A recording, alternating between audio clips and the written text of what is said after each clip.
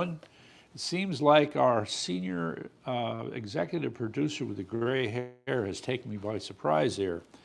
So here we are. It is Monday, July 27th, the year of our Lord 2026, in the ever world famous Parkway Diner in Stamford, Connecticut, where once again I get to hold forth on the events of the day, and such events they are. Let's see, I'm going to start with the op-ed because it's important. It's a two-part op-ed, by the way, and to my friends, some of you are tuning in now, to which I say thanks. This op-ed is only part one, okay? There is a problem here with what is happening now with respect to Iran. Okay, we've watched the back and forth. We've watched President Trump blow hot and cold on the Iranian leadership, and we keep seeing all these other events come along. But I would like to take a moment here. I need to do this the right way, okay? So I got to show a map. All right, where did it go here? Come on, where are you? There you are. Okay. The editorial that I wrote, the focus is on the concept of merging wars, which is a bad thing. It is a very bad thing, okay? Believe me. So here we go. That's it. It's a red crescent, but I'm not going to show you that yet. So how am I doing with this, Eric, as I put this up, okay? Okay, we want to make sure they can get a pretty good look at that. So what I want you to focus on is that body of water in the middle, which is the Caspian Sea. Notice that it's a fur distance away from Ukraine. However, that did not stop Ukraine from attacking an Iranian ship in the Caspian Sea that was delivering drones to Russia, okay? This is now setting the stage for this. The red crescent. In other words, if Ukraine keeps this up, there's going to be a further expansion of conflict, probably staged in the Caspian Sea, where Ukraine, Russia, and Iran are going to be caught up basically fighting each other in some fashion. It's going to get messy, and America will have to be a part of it, like it or not. So this leads to a couple of quick points that I want to make. The first is that we can't avoid this, all right? And we can have that debate. Whether or not we can just walk away from Iran, we cannot. If the argument is that they want a nuclear weapon, that they're going to fight to the death, and they're going to do whatever they can to get that nuclear weapon, we cannot walk away. And we cannot walk away in spite of what? The obvious statements by people who know what they're talking about. That would be Jim Rickards and the late Sam Faddis, who we sadly note in passing, that we would be setting ourselves up for a forever war in a country where that is wedged between two other countries in which we had to learn some hard lessons. That would be Iraq and Afghanistan. So what now? We're going to go in and make the same mistake again, but on a larger scale with a nation that's 1/3 the size of the United States and has 92 million people. But here's the hard part. We may not have a choice. So we're going to have to pull out the stops as far as military planning is concerned. Now, you know, I've talked about this a lot. I don't know if any of you have bothered to follow my comments, but the essence of what I see here is a process that looks uncertain. It looks confusing, all right? To really work, anybody who's studied this and want to talk seriously about regime change knows that it's going to have to be done by the Iranian people. And right now we have very little evidence that the Iranian people are in any position to do that. There's evidence they're getting a little bit stronger here and there, but the fact of the matter is that they're still overwhelmed by the sheer strength and numbers of the Iranian military. So the chances that right now are not good. We can keep chipping away at them all we want, but it's well recognized that a bombing campaign by itself will not do, and there will have to be some kind of a ground invasion. But that ground invasion has to deal with a few considerations, to which I have here from the op-ed design principles for a ground invasion. So I'm just going to rattle them off without commentary. Hit them where they ain't. That would be General MacArthur. Deceit, things we did in World War II. Do the unexpected, which I think has happened in Ukraine, so there's something to learn from there. Resistance, movement, coordination, kind of a fancy term, but you got to understand that you've got Mossad on the ground, CIA on the ground. We don't know if the SAS is there. There's the Immortal Guards movement of Iranian citizens, but we're not sure if they're really making much progress. The Kurds. The reality about the Kurds is it's great if they can, do something that's akin to a flanking action, but the only thing the Kurds can do is divert the attention of the Iranian army. They're not going to be able to take over the country. They're not going to be able to disable the Iranian military in any serious way, because their fighting force would be, let me think, about the Iranian military.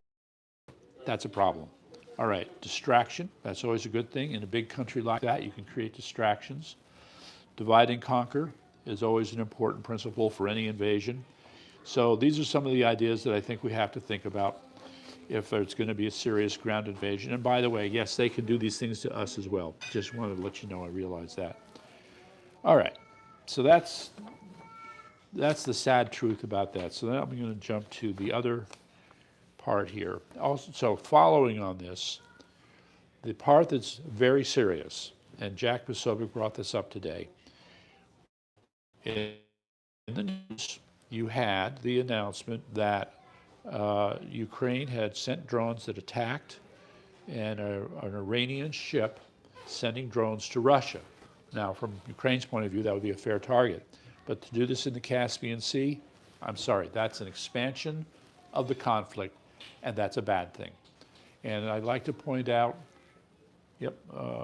so I'd like to point out that there are historical parallels to keep in mind. I recommend heartily that you take the time period from, I'm going to expand it a little bit, 1910 to 1915, so kind of the first half of World War I, in the later part of that period, to learn how much you had various countries in Europe forming alliances, mutual defense treaties with each other. There are mutual defense treaties among the countries in this region.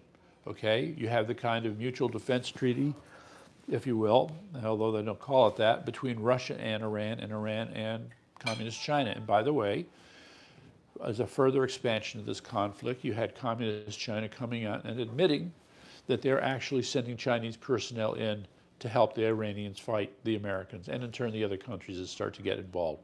I don't know, but to me, that too looks like an expansion of the conflict.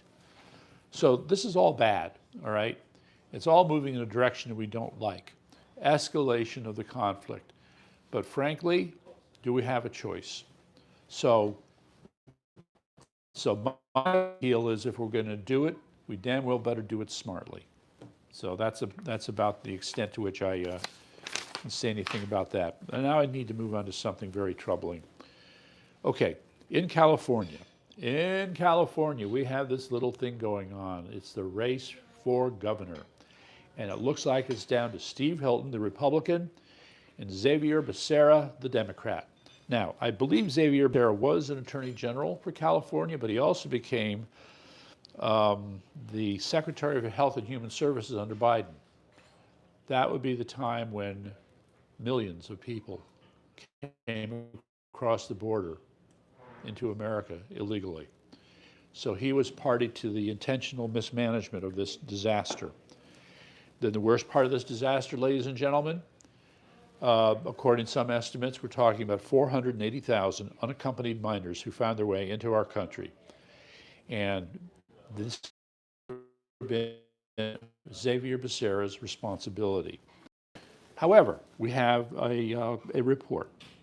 A caseworker who worked in the Pomona Fairplex facility alleged that children faced abuse, chaotic releases, and were separated from young siblings, sent to unverified addresses, and secretly moved in the dead of the night, some to never be seen again. All under Xavier Becerra, and it gets worse. It absolutely gets worse. See, I just want to pick one or two other examples and just finish off with my main point here. Yeah, where did it go? Okay, a girl who got raped and was pregnant inside this facility under his care. Yeah, siblings who were separated. And of course, with all these things that were going on that were pretty bad, you know, you had Xavier Becerra having the nerve when he toured the facility in July of 2021 to say that it was a model facility when it was not. The standards that were being set by Health and Human Services for deciding whether or not a sponsor could go with a child were ridiculous. Just, no, there was no vetting. There's no vetting to speak of. Okay, so these children disappeared under his tutelage. And he refused to see that there was anything wrong. He refused to acknowledge that children were being harmed in any way. This guy should not be governor of California. Just saying, all right? So now moving on.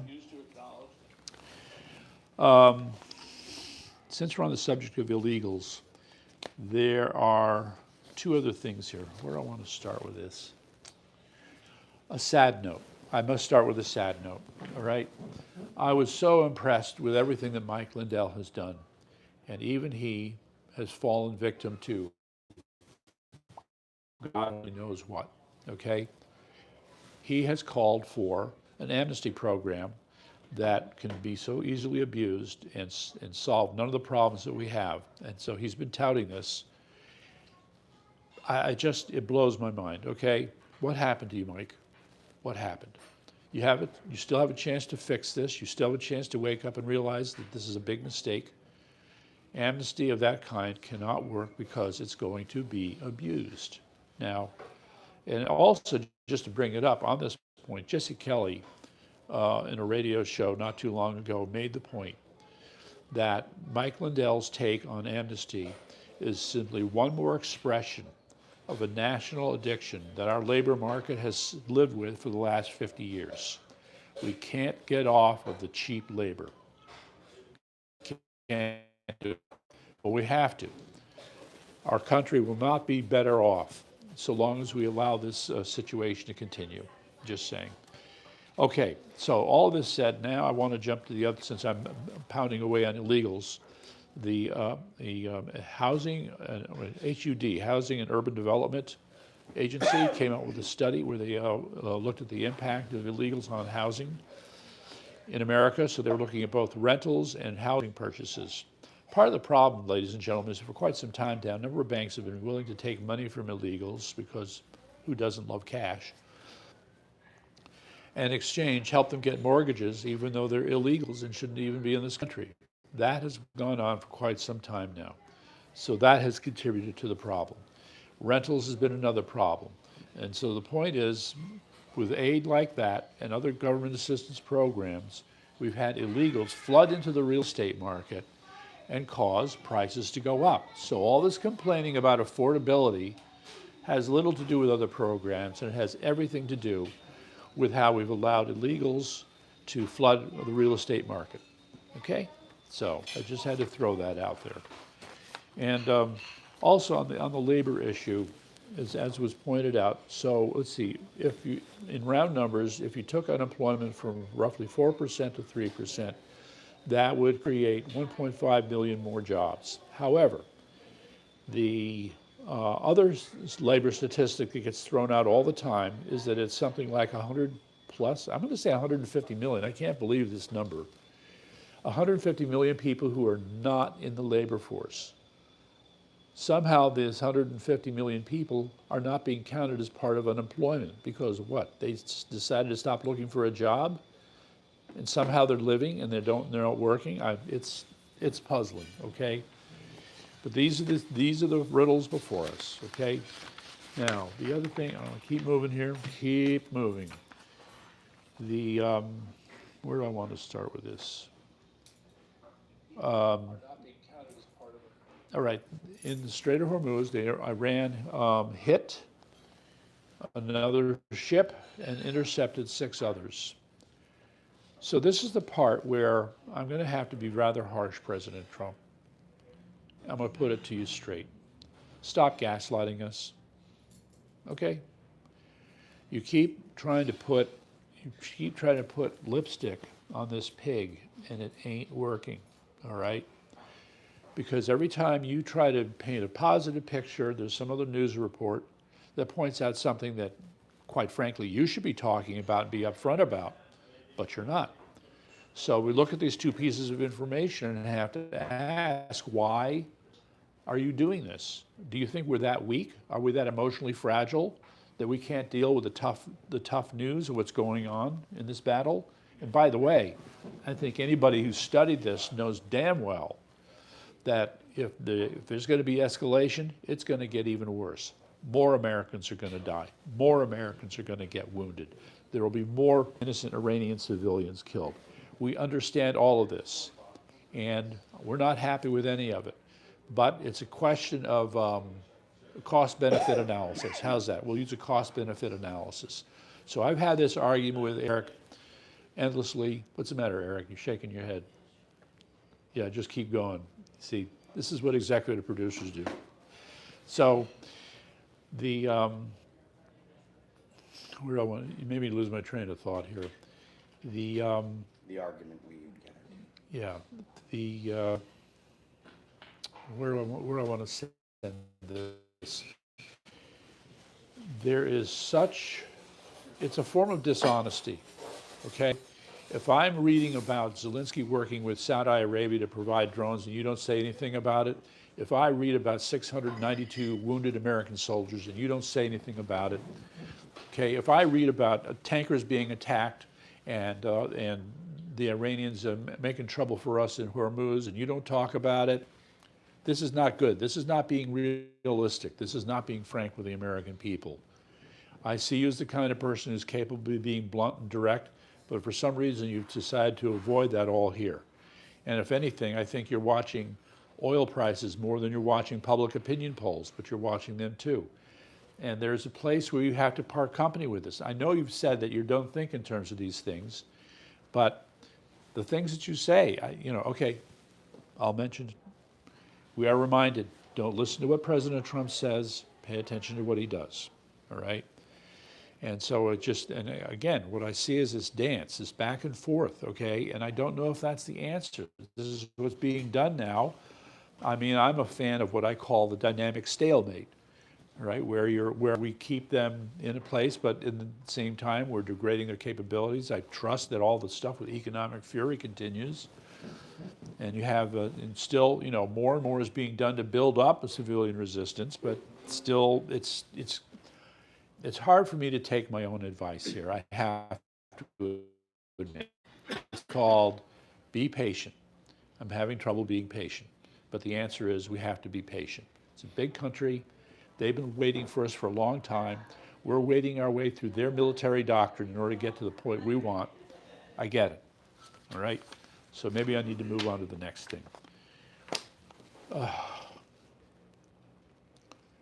The number of enemies in this country who pretend to be American citizens and work for the federal government and are card-carrying members of the deep state is a number that we still have not fathomed. It's bad. It's really bad, okay? And so Catherine Herridge had this report that she did, was it on CBS? I don't remember. But, Katie Pavlich Tonight is where she did it. And she's, pulling up more information about the role of China in interfering in the 2020 election. To which I have to make a little side comment to all you idiots on CNN, MSN Now, and other places. You keep saying the same stupid stuff. Oh, you're an election denier. There's a problem. While you're busy repeating the same crap over and over again, the caravan is a-moving. The caravan's a-moving, okay?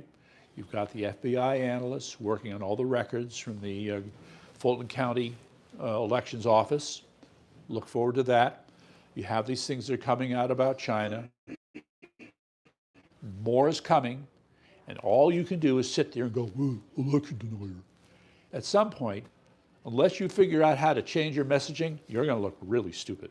all right? So the part that troubles me here, I made a little chart. I don't think I can put it up here. I got to talk about it. I got to talk about it. Forgive me.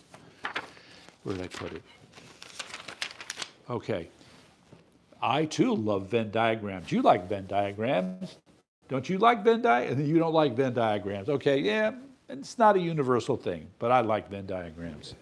So unfortunately, this Venn diagram goes deep state and CCP. Overlap very nicely. Okay, that's your first problem. We could have a discussion about captured elites. That takes you in a much larger realm, okay? But with that at the center of this whole discussion, you've had the part where I think Catherine Harris gets into it, where you had the National Security Agency withholding this information from the president. You've had systemic election fraud because the information on it is coming out. Let's take the one simple highlight we just saw a little while ago. New Jersey, when that dumb governor, what's her name, Vicky Sherrill, Vicky Sherrill, oh, okay. So there she is, trashing President Trump on election integrity issues, and she's got a press release, and she reads the first part of it, blah, blah, blah, blah. Then she gets to the second part, and she has to take back what she said in the first part. Because, lo and behold, they found illegal aliens on the voter rolls in New Jersey. What a shock, okay? Plus, they found another number, smaller number, who actually ended up voting in the elections. Now, compared to things in general, there may not be big numbers, but this stuff is, one, not supposed to be happening, and two, you idiotic Democrats keep insisting there's nothing wrong, nothing's there, everything's fine, our records are clean, etc. Ad pucum. Enough, okay? We know better. You're not fooling anybody. Okay, cyber hacking is another big thing.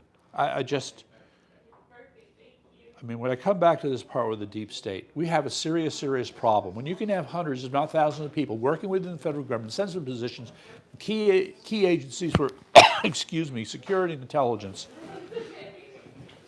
we have a serious problem. There is some house cleaning that seriously needs to be done. And the problem we have right now is that Bill Pulte, the temporary appointee who's doing DNI, thank God for him. Meantime, what's happening over in the Senate? They're working overtime to get this Clayton guy, okay, to shove Bill Pulte aside. And I'm sorry, everything I'm hearing about Clayton is that he's pretty weak. He's pretty weak. We're not going to get any results from him.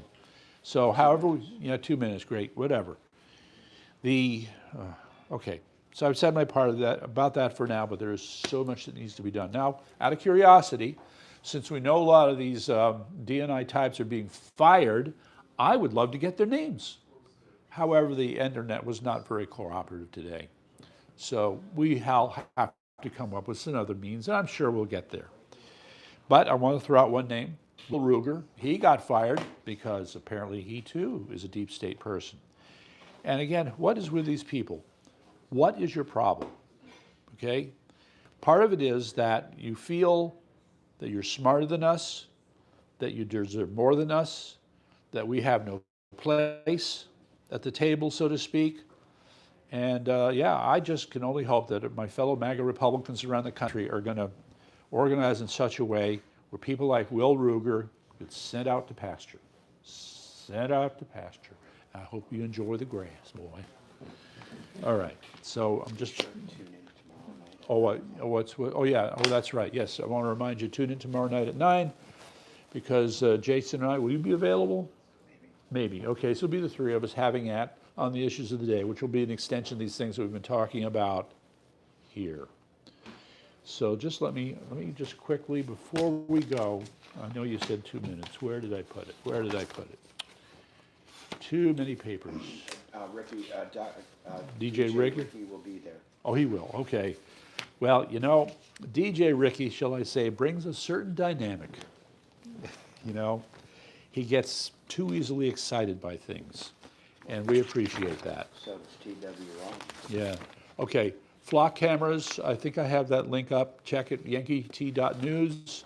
Xerox copies. Shout out to, there we go. Or Canon copy, how's that? So, clock cameras and our constitutional rights from Connecticut Sentinel doing a good job. And then there was a similar piece from Connecticut Sentinel on homeschooling and democracy. Okay, I didn't even get to talk about that. There's just too much stuff. There's too much stuff, and I can't find my. Just know that. Oh, this is what I'll close with. There is a school in western New York State called Salamanca. And, oh, by the way, Salamanca, I do believe, is part of a territory out there that's Indian tribe owned.